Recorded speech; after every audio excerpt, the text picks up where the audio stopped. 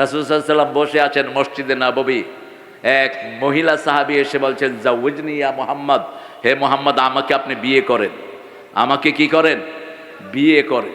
এখন বিব্রত অবস্থা, রাসূল নিচের দিকে তাকিয়ে আছেন সাল্লাল্লাহু। পৃথিবীর সবচেয়ে লজ্জাশীল মানুষ ছিলেন মুহাম্মদ রাসূলুল্লাহ। তিনি নিচের দিকে তাকিয়ে আছেন। অন্য একজন সাহাবী বলছেন, ইয়া রাসূলুল্লাহ, বুঝেন না, আপনি যদি না করেন আমি আছি, আমার জন্য ঠিক করে দেন।